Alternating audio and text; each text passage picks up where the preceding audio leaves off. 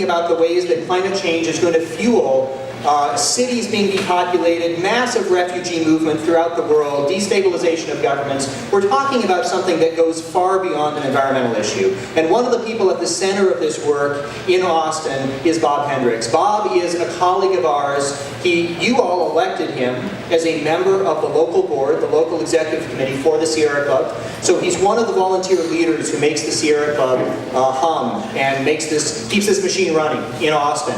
But he's also involved with a whole lot of different roles centered around this issue, what we can do in Austin, and how we can understand what's happening around the world. So it's a huge pleasure for me to see all of you here and to be able to join you in listening to Bob.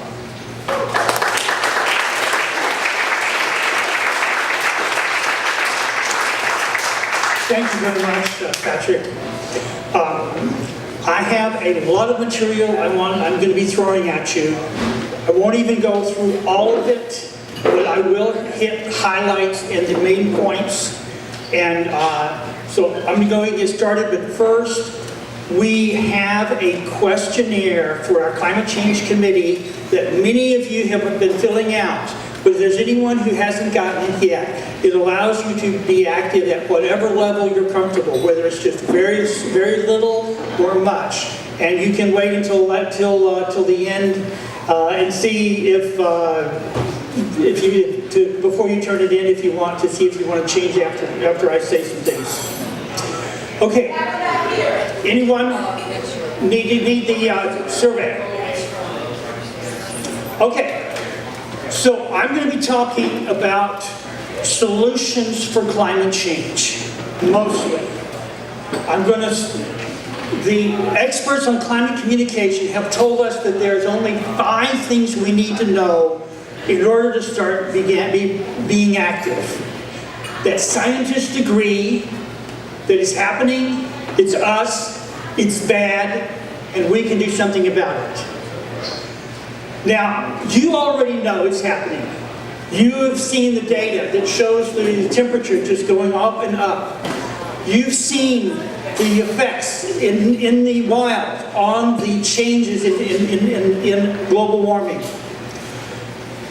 You have probably heard others and me say that 97% of scientists believe that it is. And he said that adding carbon dioxide to the atmosphere causes a temperature rise. There is no way out of this conclusion. It is basic physics. To deny it is like denying gravity or asserting the earth is flat. Now I'm going to show you exactly how that is. With any body, whether it is the earth, your cup of coffee, or a bowl of soup, you add heat and the object heats up. If the surrounding, if you're not adding as much heat as is given out, then it cools off. This happens with the Earth. The sun is the source of the energy. And the equation that shows the amount of energy hitting the Earth is this. Okay?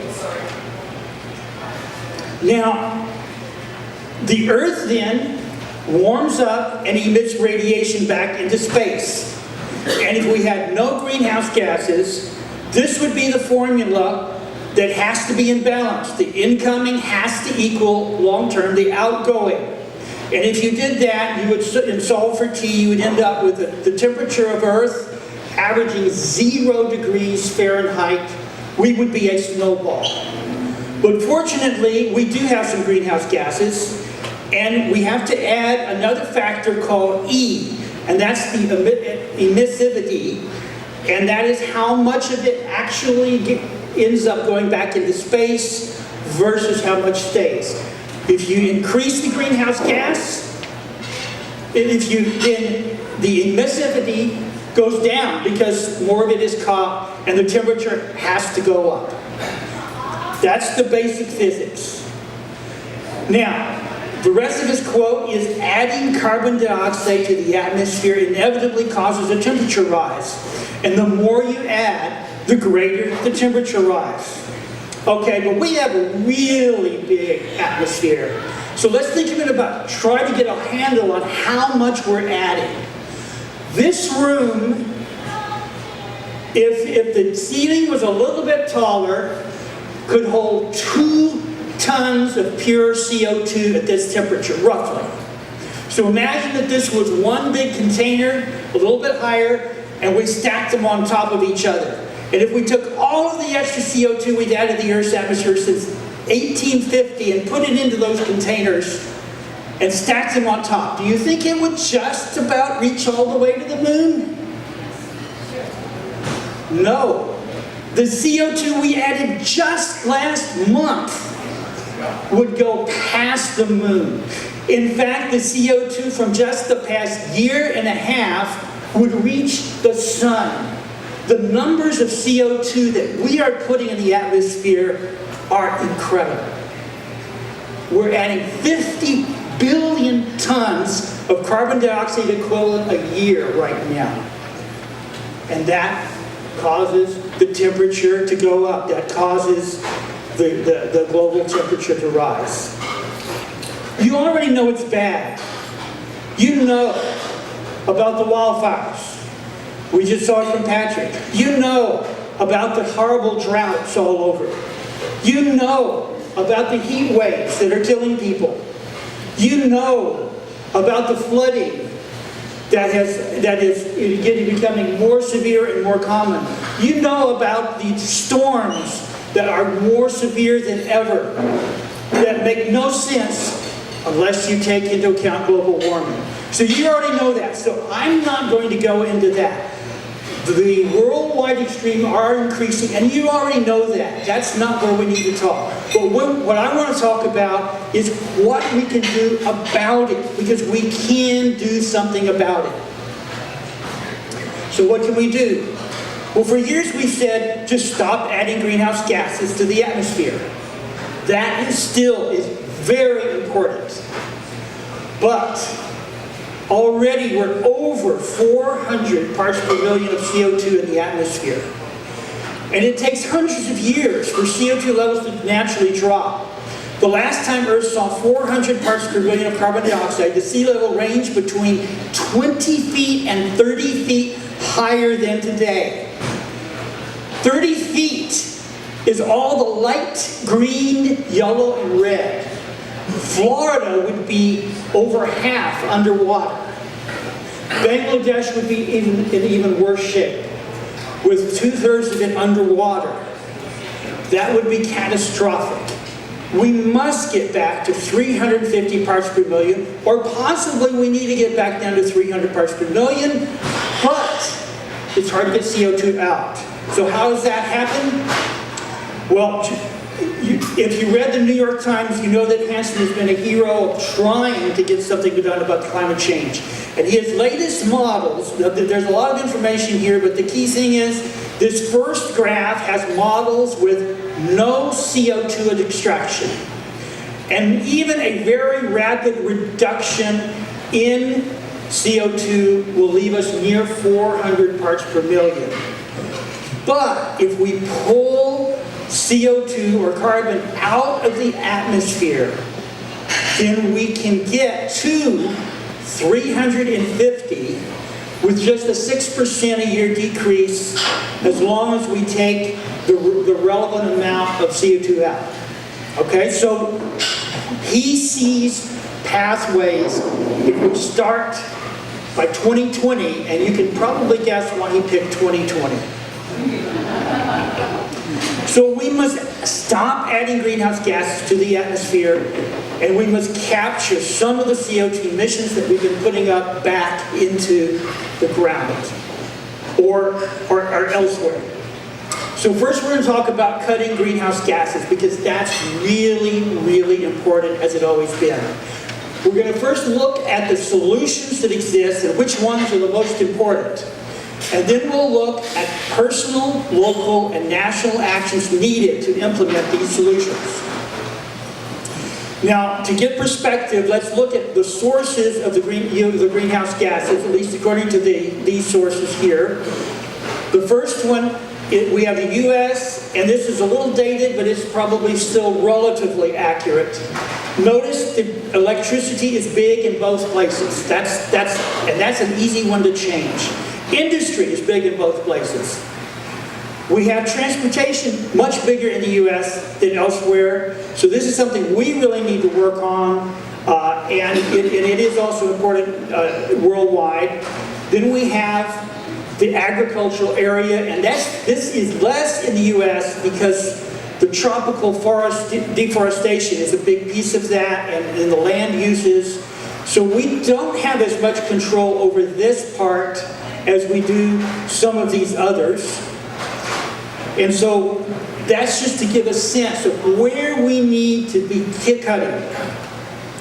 All right, there's been an excellent exercise analysis studies called the Drawdown Project by Paul Hawken, who looked at the 100 most realistic currently ways of bringing down the carbon dioxide. So before I show you what he came up with, a few things about what he did. He's looking at ways that he can do it. So some things that are easier to do are going to be more prominent than things that are hard to do, not because they're more important, but because they're easier to pull down. This also includes only solutions that are currently available and economically viable. Hopefully we'll have a lot of technological breakthroughs that can accelerate this. All models have to make assumptions for their scenarios. Now notice that this one projects 70% renewable electricity by 2050. Sierra Club is shooting for 100% by 2030. This projects only 16% of miles by electric vehicles by 2050, but he has an unpublished scenario that has electric vehicles 4 times as much imported in that. And so there are assumptions you have to make. And these models do include major changes in agriculture and forestry, and so we'll look at that in just a minute. Okay, now I entered this data and created a tree graph. The area of each of these sections is proportional to each other in terms of how much his model can bring them down.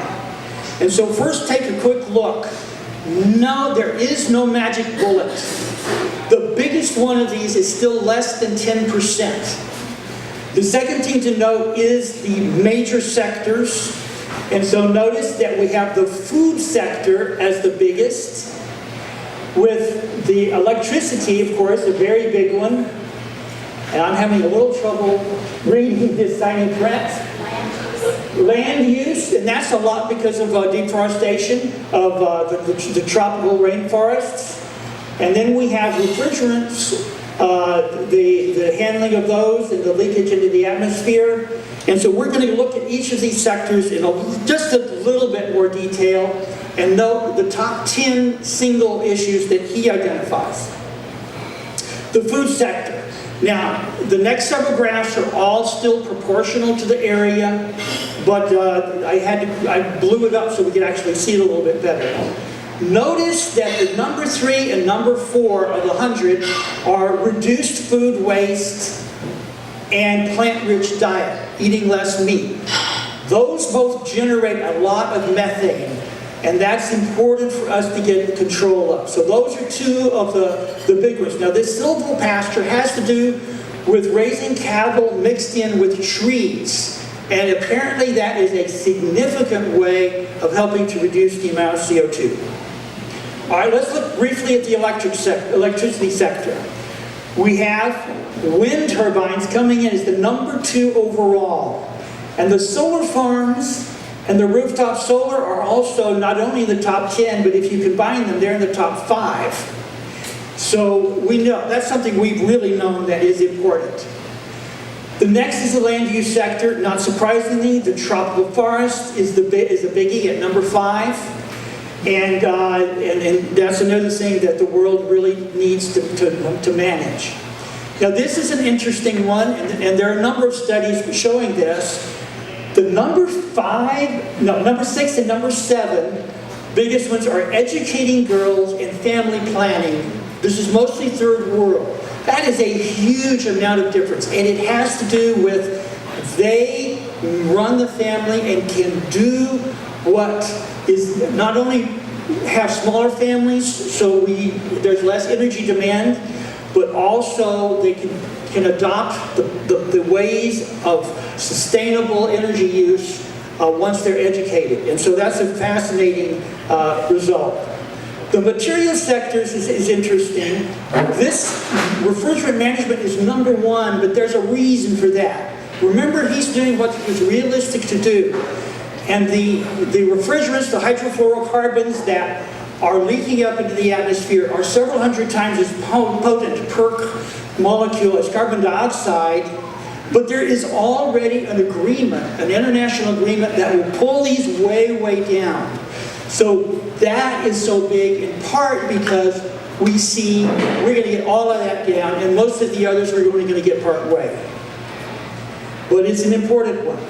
Now the transportation sector, again, this is world, and it is a bigger deal for the U.S. Now this electric vehicles, remember in the optimum scenario, they have 4 times the impact, and if they had 4 times the impact, they would be number 10 instead of, I think they're number 26 in this particular scenario. So though that's another area, a big area that we need to work on. Now the building in cities doesn't have any top ones, but notice we really need it all. We need everything we can get. And this includes, look at that, LED lights, two of these are having to do with that. It may not be a huge chunk, but it does help. Another one that is easy is insulation and moving to heat pumps. And so there are a number of things. So notice that we have a lot of solutions. We really need as many as we can get, as soon as we can get them. But solutions don't happen by themselves. They'll happen through action. So now we're going to talk about the actions we can take at the personal level, the local level, and the national level. One of the big ones is transportation. If we reduce our fossil fuel consumption through better mileage, fewer miles, more carpooling, then we can start to make a difference.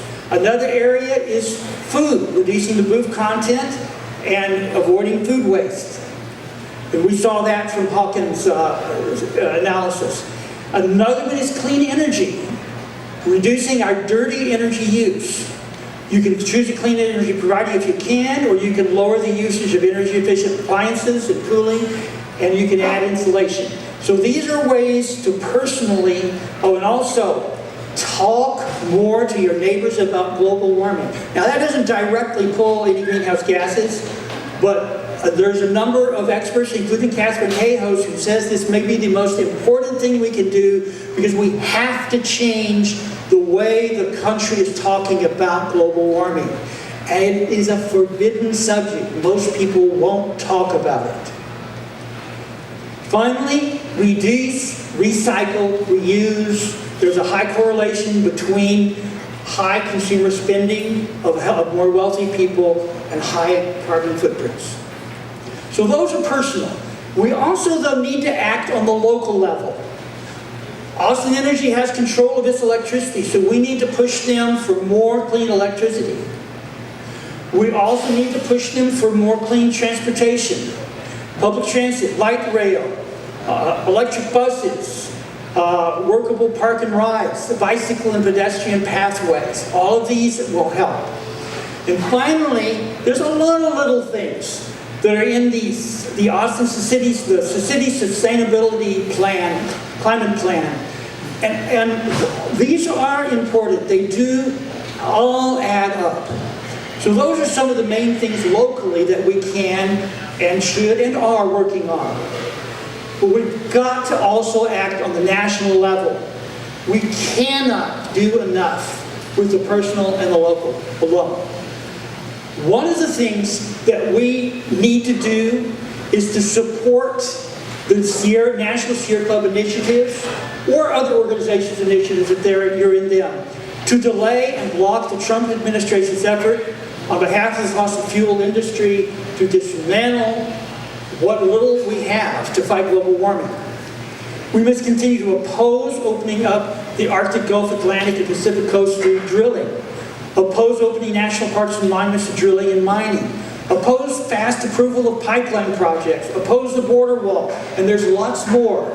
The staff of the Sierra Club was working hard on that. They get lawyers, they get organizers, but they need us too. And finally, I believe we've got to have a national price on carbon, a revenue-neutral carbon fee and dividend. Now, I'm going to spend the next few minutes talking about what that is and why it's so critical. Because this is the simplest, most comprehensive, efficient, and cost-free way we can go. It is the only sweeping national approach that has any chance to pass, and we need to get something passed. It is the only policy that inherently avoids extra burden on low-income people, and I'll address that in a minute.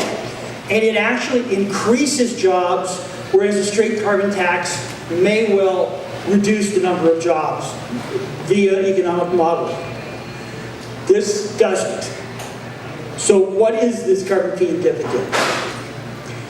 And note that this is the best first step. This does not come anywhere near to fixing the problem. But it also sets the stage for getting people to depoliticizing the issue, to getting people to understand that this is a problem for all of us. So the first state is to place a fee on fossil fuels at the source, the mine, the well, or the port. A small fee initially, but it goes up every year. And the latest MIT study shows that it is the yearly increase that is more important in cutting carbon emissions rather than the total amount. And so that is what it does. It keeps going up until 90% of 1990 levels are achieved.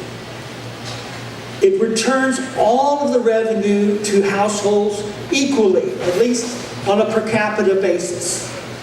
Each adult gets the same amount. And it includes a border adjustment, so we can continue to have trade relationships without hurting importers and exporters' businesses. Okay? Now, does it work? It is expected to drop the carbon dioxide emissions by 31% within 10 years and by 50% within 20 years. That's about 4.5% a year, almost to Hansen's 6% a year. And with the local actions, if we can keep pushing there, I think that combination could actually give us the 6%. In addition, who gets hurt most by climate change? Low income and minorities. And it would save 227,000 lives over 20 years, mostly from shutting down coal, which indeed most of those lives are by minorities and low-income people living near coal plants. Okay, the next one's a little more complicated, but we said that they get it back, that households get it back equally, or individuals get it back equally. And that is true, but it really helps the poor significantly, and this is how. Let's say their costs for gasoline and everything else caused by the carbon fee goes up by $100 a month. For that $100 a month, they would be getting back 71% more, $171. That makes it very easy for them to pay the extra amounts. Plans that do not return to households do make it harder on people. This is the lowest 10% of income. This is the next lowest 10%, the second decile. And that is still 60% more than the fees. Now this starts out the first year, and past that, each individual has a choice of lowering their carbon footprint and saving money, or spending the dividend to pay. But the overall effect is to bring down the carbon dioxide, as we said, and it doesn't hurt people in the process. Now, briefly, what are some of the effects of this? Well, the electricity sector, it will shut down coal almost immediately, because that is a high carbon content that would be hit. Industries are going to hunt for cheaper ways to make profits, to sell their goods. And the transportation sector is going to see that this is going to keep going up and up and up. And electric vehicles will become more and more attractive. So if they don't want to get left behind, they need to be the one to try to develop the next Model T Ford that runs on electricity. So it will help all of these, and including residential. It makes it even more cost effective to put more insulation into buildings. Now, why 100% dividend back to households? Because there's a number of groups who oppose that. There's several reasons. First of all, it makes it possible to pass a bipartisan bill. It appeals to, because it boosts economic growth, increases jobs, it constitutes not a tax but a market correction, it doesn't raise any revenue for the government, and it is seen as a fair, equitable solution because everyone gets about the same amount. It protects low-income households. The dividend significantly exceeds the higher costs we just saw, and it doesn't hurt the economy. And when the economy gets hurt, it's the poor people that get hurt the most. And finally, by not giving the revenues to the government, carbon fee and dividend can't become a political football for corporate special interests to manipulate. Lobbyists are very good at getting special deals and getting a cut of the pie. It would be harder to do if we're saying, no, this is a market correction. If we capture any revenues, you're saying it's a tax. You're making it a tax. Are you actually supporting this as a tax? No, we just want a market correction. So that it could make a significant difference. In fact, the cap and trade in Europe has had so many exceptions of different industries because they had the political power to say, but exempt us, exempt us. But we don't want that. We want something that's comprehensive. All right.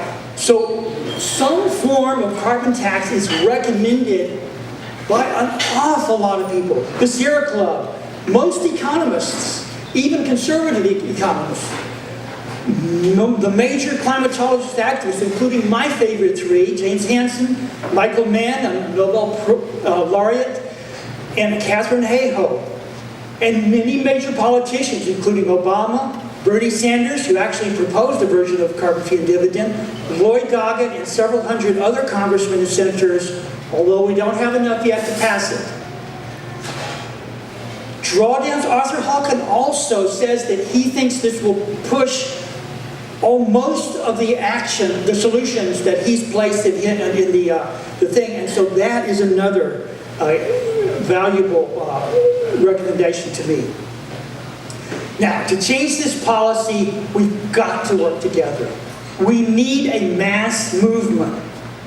So you need to find a national organization working on this to join. And as an example, we're going to look at the Sierra Club. They have a new Clean Energy for All campaign, which our Climate Change Committee is supporting heavily.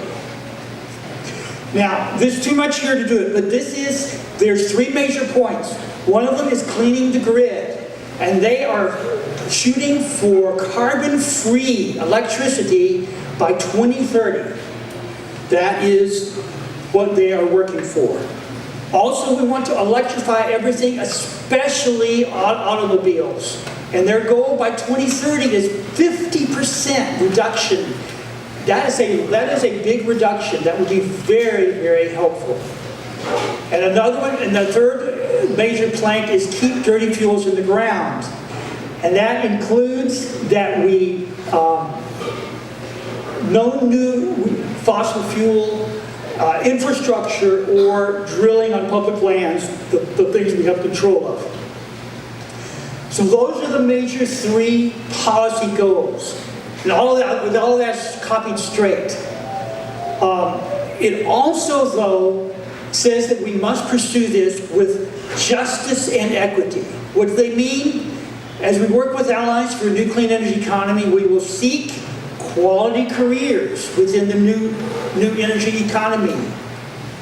Just transition to the clean energy so the people who are losing their jobs aren't left high and dry.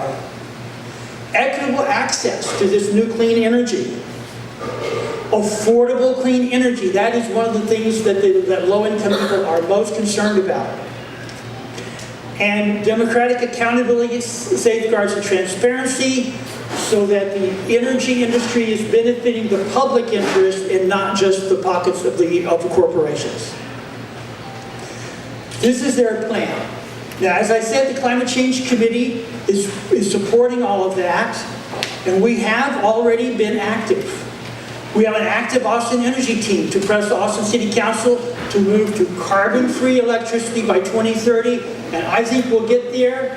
And it may be, if we have some resistance, we'll be calling on a number of you to show up at the City Council, but that's going to be over a year ahead. We collected petition signatures at the Keep Families Together rally, 2,000, opposing Trump's family separation policy and the border wall. Climate change immigration is a massive humanitarian issue with climate change. We've got to stay on top of that. We started working with other organizations on these issues. And that's important also, that we all work together and build a mass movement. We've committed to work to help endorse Sierra Club candidates, because we need all of the endorsed Sierra Club candidates, as far as I know, support climate change action. And finally, well, this isn't the only things we've done, but we've supported the Sierra Club local, state, and national initiatives.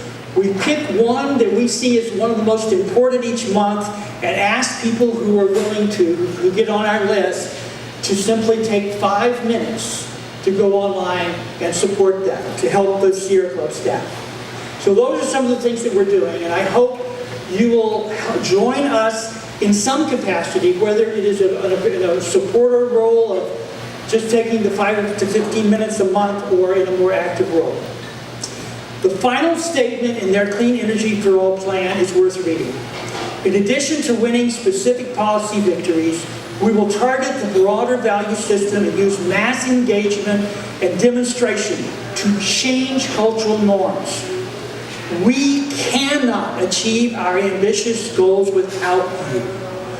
Join us as we accelerate positive solutions and build a just, prosperous, clean energy future. Okay, now I want to talk about the carbon sequestration and capture, because as we said, that's something that we're going to have to deal with. Scientifically, it's just there.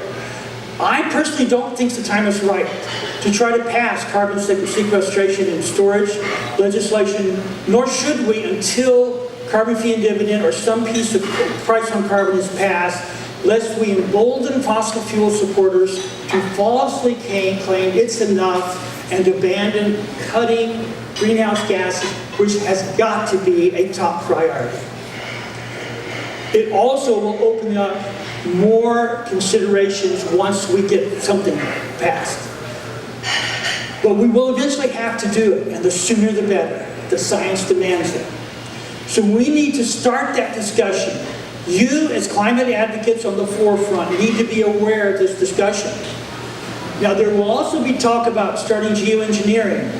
Leading scientists, including Hansen, Peter Wadhams, the Arctic scientist, and Harvard's Dr. David Keith, consider it too risky with what we know now, but all of them call for immediate, vigorous research efforts in this, in case this can buy us more time to get our greenhouse gases lower. So how do we remove carbon dioxide from the air? Hansen believes we should get the first 360 gigatons of CO2 through the agriculture and forestry, which we saw about, and he also that it's going to cost money. Hansen's best scenario has a cost of $100 million a year for 80 years. His worst case scenario, with no greenhouse gas emissions, would cost up to $6.7 trillion per year for 80 years. We've got to cut the greenhouse gases. Even paying for the worst scenario is much cheaper, though, than the cost that would be inflicted by climate change when you value humans, unless you value humans as worth nothing. So we've got to get onto this. Now, here are some leading carbon removal solutions. We've already seen that some forestry practices and agriculture practices can get us part of the way there. But the rest of it's going to have to come from technological. Bioenergy with CCS, basically growing crops to turn into fuel and then capturing the carbon before it leaves the electric generation plant, takes a lot of land, and it costs, I doubt that's where we're going to go. Direct capture and air capture and storage is where most of the scientists are saying we know now we can do it. We know how to do it. And the CO2 mineralization has to do with mimicking putting limestone into the water that goes into the ocean to create some, to capture some of the CO2 and put it and store it at the bottom of the ocean. Now, how can we do direct air capture? That's the one I'm going to focus on. We know how to do it. In fact, Reggie did this in submarines for years.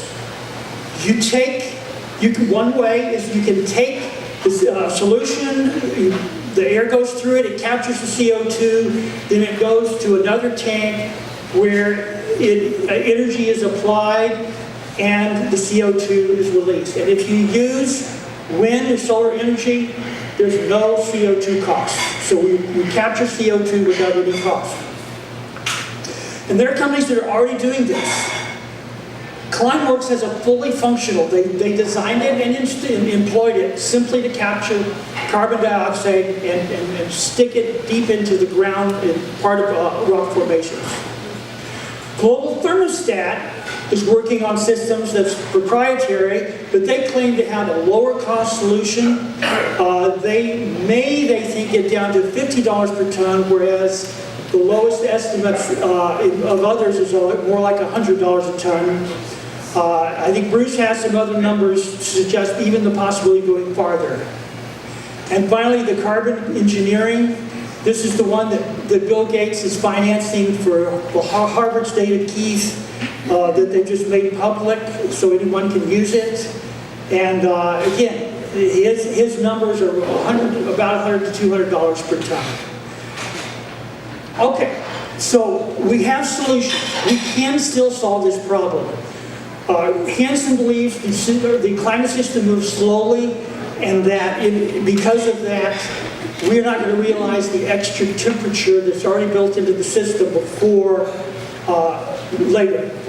Others may think it'll happen sooner, but let's hope. And Hansen does say that there are some things that could mess that up. All solutions start with we. We are in the last generation that can stop suicidal greenhouse gas emissions. We can take personal actions to reduce our carbon footprints. If we reduce our footprints by 6% a year, we actually will be in target with this. So it's not like everybody has to go and become ascetic. We can support local and national policies to reduce greenhouse gas emissions. And we really need to, or they're not going to happen. The lobbyists have a lot of money, but people power can't overcome that. We can vote, and we can urge our friends to vote for advocates for a healthy climate, like all of the endorsed Sierra Club candidates. The we can change this, but the I can't change this. I can't change this. But if we build a mass movement, we can. Okay, now, here are a number of climate change organizations. Sierra Club, Citizen Climate Lobby, which focuses on carbon fee and dividend, 350.org, the Austin group, focuses just on Austin energy right now. Texas Public Citizen, which focuses on all local and state energy issues. Greenpeace,